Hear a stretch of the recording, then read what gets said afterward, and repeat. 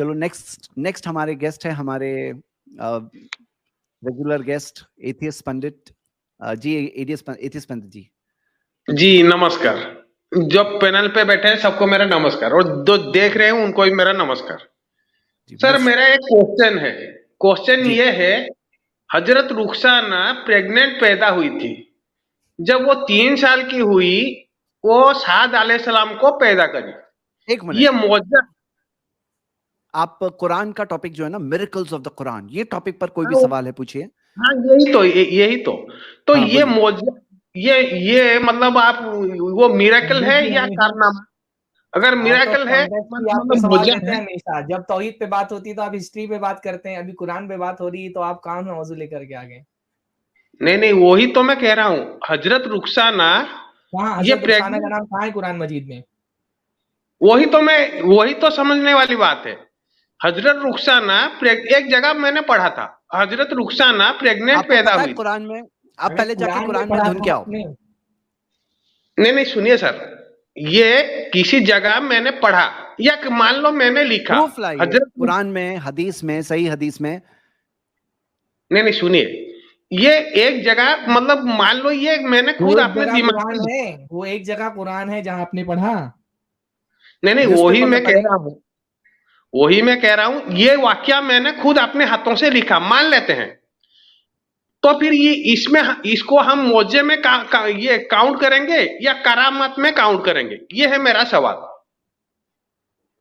नहीं, आपका सवाल नहीं समझा जी। फिर से मैं कह देता हूं, मैंने लिखा एक जगह, हजरत रुखसाना प्रेग्नेंट पैदा हुई थी। जब वो 3 साल की हुई, वो साद अलैहिस्सलाम को पैदा करी। इसको हम मौजे में काउंट करेंगे या करामत में काउंट करेंगे? किसी में भी काउंट नहीं करेंगे इसको, झूठ में काउंट करेंगे इसको। वो बहुत मतलब चल रहे हैं जी।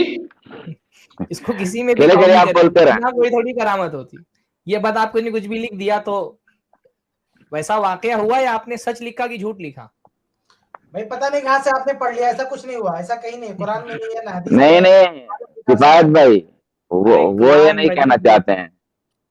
नहीं शाबान भाई आप मत एक्सप्लेन करिए ना, करने दीजिए जी। जी मैंने मतलब कुरान में ऐसी स्टोरीज आते हैं, मैंने वहीं से पढ़ा, वहीं से इंस्पिरेशन ली, फिर मैंने आपने ये मतलब ये लिख दिया एक स्टोरी। कौन सी स्टोरी से आपने लिया? ये आपने लिखे है ना स्टोरी, यानी के? जी ये मैंने एडमिट किया, ये उनकी खुद की लिखी हुई स्टोरी है। ठीक है, तो आप बोलना क्या चाह रहे हैं पंडित जी? हम मतलब इसको हम मौजे की तरह देखेंगे या करामात की तरह देखेंगे? आपने लिखे, कुछ भी नहीं देखेंगे भाई उसको, ना वो मुआवजा है ना करामत है। बता तो रहे हैं, जवाब दिए ना वो मुआवजा है ना करामत है। तो ये मुआवजा क्यों नहीं होगा? मतलब वो तो पंडित जी क्या है ना, देखो आपको थोड़ा जमीन आपने लिखा को। हाँ ये अभी आप, मैं टाइमर ऑन कर रहा हूँ। पहेलियां मत बुझवाइए, सवाल करिए। मुआवजा इसलिए नहीं होगा इसलिए क्या आपने लिखा है? आप इस पे एतराज क्या है आपको? नहीं कुरान में तो ऐसी स्टोरी, कुरान में ऐसी स्टोरीज हम पढ़ते हैं। तो आप बताइए ना कोई स्टोरी, आप बताइए कोई, वहां आप बताइए ना, कुरान वाला बताइए। कुरान में आइए पंडित जी, नहीं तो ये टाइमर चल रहा है थोड़ा हमारा जी, क्योंकि टाइम बहुत लिमिटेड है हमारे पास और गेस्ट बहुत सारे वेट कर रहे हैं जी। ठीक है, मतलब वही तो कुरान में ढेर सारे मतलब ऐसे टॉपिक्स आते हैं। लाओ ना, कौन सा टॉपिक आपको ऑब्जेक्शन है, लाओ, हम लोग बैठे ना जी। मूसा अलैहिस्सलाम, कहानी नहीं है, किसी ने कहानी नहीं लिखी है, जो सच्चा वाकया पेश आया अल्लाह ने उसको बयान किया। कोई अफसाना नहीं। मूसा अलैहिस्सलाम वो सी को पाठ कर दिए, ठीक है। और फिर ये आपके मोहम्मद अलैहिस्सलाम, वो हदीस में आता है, वो अल्लाह ने उनके लिए चांद का मतलब ये चांद के 2 टुकड़े कर दिए। ऐसे ऐसे ढेर सारे मौजज़ात आते हैं। मरियम अलैहिस्सलाम, वो मतलब उनके कोई शोहर नहीं थे, लेकिन वो फिर भी मतलब ये ईसा अलैहिस्सलाम को पैदा करी। ऐसे मतलब यहाँ हम अगर देखेंगे, इसको हम मौजा की तरह ले रहे हैं। तो रुखसाना, हजरत रुखसाना प्रेग्नेंट पैदा हुई थी, ये मैंने लिख दिया। हम ये नहीं कहते, नहीं हम ये नहीं कहते कि ये हम ये नहीं कहते कि कुरान इसलिए मौजज़ा है क्योंकि इसमें वाक़यात बयान किए गए। हम कहते हैं क्योंकि कुरान मौजज़ा है अपनी ज़बान की वजह से, अपनी खबरें देने की वजह से, अपने साइंसी इंकिशाफात की वजह से, तो उसमें जो बातें बयान की गई हैं वो सच हैं। तो क्योंकि वो सच है इसलिए वो मौजज़ा हैं। ये वाक़यात कुरान मजीद में बयान है इस वजह से कुरान मौजज़ा नहीं है, हम ये नहीं बोलते। दोनों में फ़र्क है। आपको नहीं लगता ये सब क्या बोल रहा हूँ? आप समझे मैं क्या बोल रहा हूँ? जी मैं कि कुरान मजीद में ये लिखा है इस वजह से कुरान मजीद मौजज़ा है। आज का मौजू क्या है कि कुरान मजीद मौजज़ा है ना, तो हम ये नहीं कहते कि कुरान में चीजें लिखी इस वजह से कुरान मौजज़ा है। कुरान का मौजज़ा है, उसके अपने दलाइल हैं, उसकी अपनी दलीलें कि कुरान क्यों मौजज़ा है। और बाकी ये वाक़यात कुरान में लिखे हैं तो कुरान क्योंकि मौजज़ा है तो ये वाक़यात भी सच्चे हैं, तो ये इनका अपना मौजज़ा है। हजरत मरियम का मौजज़ा है, ये हजरत मूसा का मौजज़ा है। कुरान मजीद इसलिए मौजज़ा है कि कुरान मजीद उसके अपनी ज़बान के एतबार से, अपनी तारीख बयान करने के एतबार से, जो उसने साइंस की बातें बताई हैं उसके एतबार से कुरान मजीद मौजज़ा है। वो कुरान मजीद इसलिए नहीं मौजज़ा है क्योंकि उसमें ये चीजें लिखी गई हैं। नहीं, ये सब वाक्य ये तो इंसान सोच सकता है, अपने दिमाग में सोच लिया, लिख दिया, ठीक है। ये जैसे मैंने सोचा हजरत रुखसाना प्रेग्नेंट पैदा हुई थी, तो मैंने अपने दिमाग में सोचा, लिख दिया। ये हकीकतन ऐसा कुछ होता नहीं। चलो मैं कुछ जवाब देना चाहता हूं। जो लिखा है, आपने जो लिखा है, क्या कुरान की तरह वो किताब है? उससे एक इनकलाब आ गया जो आपने लिखा, उससे नहीं वो ऐसे कोई ऐसी जबान आपने लिख दी जिसमें कोई एतराज नहीं कर सकता है। कहा भी हम जब से शुरू से यही बता रहे हैं ना कुरान मजीद क्यों मौजज़ा है। क्या उसमें हमने ये कहा कि कुरान में ये लिखा वैसे जैसे कुरान मौजज़ा है? हम जिस बुनियाद पर कहते हैं कि कुरान मजीद मौजज़ा है, तो उस बुनियाद पर आप एतराज करिए ना कि आपने ये बोला कि कुरान ये मौजज़ा है इस वजह से और ये बात गलत है। हाँ, वही तो मैं कह रहा हूँ। मतलब इनकलाब तो इंसान ही क्यों मौजज़ा बोलते हैं? आपको पता है कुरान को मौजज़ा क्यों बोलते हैं? पंडित जी की बात का है, उन्हीं के जबान में थोड़ा जवाब होना चाहिए। पंडित जी जो कह रहे हैं ना कि कुरान ने चूंकि मरियम अलैहिस्सलाम के बारे में कहा कि जो है वो उनसे इस तरह से बच्चा पैदा हुआ बगैर शौहर के, जब ईसा अलैहिस्सलाम पैदा हुए, तो ऐसे ही पंडित जी कह रहे हैं कि मैं एक कहानी बना दूं और कहूं फलानी जो है क्या नाम से प्रेग्नेंट पैदा हुई, तो मेरा क्यों नहीं सही है। वो ऐसे ही है जैसे मैं कहूं कि मैं ट्रेन पे चढ़ रहा था और हाथ से मेरे जो है ट्रेन में जो पकड़ने वाला वो छूट गया, लेकिन किसी तरीके से जल्दी से मैंने दूसरा हाथ बढ़ाया और दूसरा खंबा हाथ में आ गया, मैं अंदर चला गया, बच गया। अब आप कहें कि अब मैं उसी तरह कहना चाहता हूं, अब आपके साथ ये पेश ना आया हो, आपके साथ ये पेश नहीं आया, आप कहें कि मैं जो है कूद रहा था एक खंबे से और गिरने से बच गया, दूसरे हाथ से पकड़ लिया, वो खंबे से चिपक गया और बच गया। आप ये बताइए ये सही है कि नहीं? भाई आप बना के कह रहे हैं और वो हकीकत में हुआ है, एक्चुअल में हुआ है।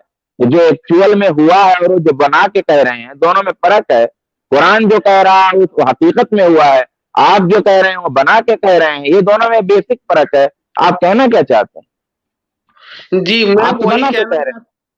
मैं ये कहना चाहता हूँ, ये सब कुरान में जो वाक्या लिखा गया है ये सब लोगों ने मिसाल देता हूँ आपको। कुरान मजीद में जब रोम और ईरान की जंग हो रही थी तो कुरान मजीद ने कहा कि अभी रोम जो है वो हार गया है, थोड़े दिन में वो जीत जाएगा, और वाकईतन रोम जीत गए।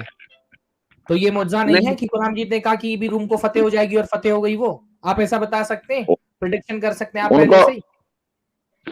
उनको उधर लाएंगे अभी। हाँ, ये पंडित जी ये समझिए पहले बारे में या फ्यूचर के बारे में जो खबरें दी वो सही साबित हुई। अल्लाह के नबी सल्लल्लाहु अलैहि वसल्लम अरबी जबान भी पढ़ना नहीं जानते थे। अल्लाह के नबी सल्लल्लाहु अलैहि वसल्लम ने पास्ट की जो खबरें थी, आप हजरत मरियम की बात कर रहे हैं, कुरान मजीद में हजरत यूसुफ के जमाने का जो बादशाह है उसको मलिक कहा गया है। बाइबल में जो है वो ओल्ड टेस्टामेंट में उसको फेरो कहा गया है। अब जो जदीद हिस्टोरियंस आए हैं और उन्होंने तहकीकात की तो उनको पता चला कि हजरत यूसुफ के ज़माने में जो बादशाह था वो फिरौन नहीं था, क्योंकि फिरौन जो है वो किप्ती खानदान के जो बादशाह होते थे उनका लक़ब होता था, तो वो फिरौन नहीं था। और कुरान मजीद अल्लाह के नबी सल्लल्लाहु अलैहि वसल्लम कुरान मजीद जो पेश कर रहे हैं उसमें उसको फेरो नहीं कहा जा रहा है, उसको मलिक कहा जा रहा है। तो अब ये इतना एक्यूरेसी कैसे आ गई? अल्लाह के नबी को कैसे पता चल गया कि हजरत यूसुफ के ज़माने में जो बादशाह था वो फेरो नहीं था, फिरौन नहीं था वो? ये तो अभी मैं मतलब इसकी दसियों मिसालें मौजूद है, मैं 2-3 मिसालें आपको बता रहा हूं। तो कुरान मजीद इतनी 100% एक्यूरेसी के साथ जो पास्ट की भी खबरें बता रहा है, फ्यूचर की भी खबरें बता रहा है, तो ये भी आप कर सकते हैं पंडित जी? जी बिल्कुल कर सकता हूँ। कि कैसे कर सकता हूँ? एक्यूरेसी के साथ आप बता सकते हैं फ्यूचर में क्या होने वाला है? जी मैं बिल्कुल कर सकता हूँ। ये तो मोहम्मद साहब, मतलब कुरान जब लिखा गया मोहम्मद साहब के जमाने में, तब फिर हम तो अच्छा, आप बता सकते हैं कितने बजकर के कितनी मिनट पर आपको इस स्ट्रीम से बाहर निकाल दिया जाएगा? बताइए। सुनिए, मैं जो कह रहा हूँ सुनिए। नहीं, मेरे सवाल का जवाब दीजिए। आप बता सकते हैं ना 100% एक्यूरेसी के साथ आप कितने बजकर के कितनी मिनट पर आपको इस स्ट्रीम से बाहर निकाल दिया जाएगा? बताइए। जी, हिरोशिमा नागासाकी के ऊपर बम, एटम बम गिरने वाला था। ये सवाल कर रहा हूं, उसका जवाब दीजिए। आप बोल रहे हैं ना कि 100% आप फ्यूचर को जानते हैं, बता सकते हैं, तो मैं पूछ रहा हूँ कितने बज के कितने मिनट पर इस स्ट्रीम से आपको निकाल दिया जाएगा? 100% एक्यूरेसी के साथ जवाब दीजिएगा। यहाँ पे फ्यूचर प्रेडिक्शन कुरान में है कहाँ? अभी आपने बोला है कि आप 100% आप कुरान पढ़ लीजिए एक बार। आप कहीं पढ़ लिए? मैं बिल्कुल पढ़ चुका हूँ। जी ओके, देखिए, अगर आप सबसे बड़े मिरेकल को मानेंगे, सबसे पहले वो है एग्जिस्टेंस ऑफ गॉड। इनको मेरे सवाल का जवाब देने दीजिए। ये बता रहे हैं कि 100% एक्यूरेसी से ये फ्यूचर की बातें बता सकते हैं, तो मैं इनसे पूछ रहा हूँ कितने बज के कितने मिनट पर आपको इस स्ट्रीम से बाहर कर दिया जाएगा? बताइए। जी ये आप लोगों की मर्जी के ऊपर निर्भर है। तो आप तो जानते हैं फ्यूचर ना 100% एक्यूरेसी के साथ। जी मैं यही तो कह रहा हूँ, मैं जानता हूँ, ये आप लोगों की मर्जी के ऊपर निर्भर करता है। आप संभालिए, मुझे इनके सवालात नहीं समझ में। जी थैंक यू सो मच, आप आए, शुक्रिया। हाँ, आगे कभी हम फिर और डिस्कस करेंगे। Thank you so much.